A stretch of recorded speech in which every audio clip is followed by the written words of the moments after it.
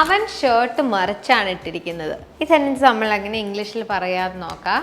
അപ്പം ആദ്യം അവൻ ഇപ്പം ഷർട്ട് ഇട്ടിരിക്കുകയാണല്ലേ, അതുകൊണ്ട് തന്നെ ഹീ ഈസ് ഷർട്ട് ഇടുക എന്നുള്ളത് ഒരു എന്തെങ്കിലും വസ്ത്രം ധരിക്കുക എന്നുള്ളത് വിയർ എന്ന വേർഡാണ്. അവിടെ നമ്മൾ he's wearing. Okay, he is wearing എന്താ ഇട്ടിരിക്കുന്നത്? ഷർട്ട്. Wearing the shirt. ഇനി മറിച്ചാണ് ഇട്ടിരിക്കുന്നതെന്ന് പറയാൻ വേണ്ടി നമ്മൾ യൂസ് ചെയ്യുന്നത് ഇൻസൈഡ് ഔട്ട് എന്നുള്ള ഫ്രേസാണ്. Inside out. Okay, he is wearing the shirt inside out. Okay, അപ്പോൾ ഇങ്ങനെ നിങ്ങൾക്ക് കൺഫ്യൂഷനുള്ള എന്തെങ്കിലും സെൻറ്റൻസസ് ഒക്കെ ഉണ്ടെങ്കിൽ, ഇങ്ങനെ പറയാൻ അറിയില്ലാത്ത, ഇംഗ്ലീഷിലേക്ക് പറയാൻ അറിയില്ലാത്ത സെൻറ്റൻസസ് ഉണ്ടെങ്കിൽ ഒന്ന് കോമെൻറ്റ് ചെയ്യുക.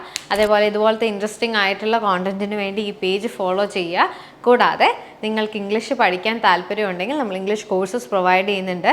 സംസാരിപ്പിച്ച് പരിശീലിപ്പിക്കുന്ന ഒരു രീതിയിലാണ് നമ്മൾ കോഴ്സ് ചെയ്തിരിക്കുന്നത്. നിങ്ങൾക്ക് അതിൽ ജോയിൻ ചെയ്യാൻ താല്പര്യമുണ്ടെങ്കിലോ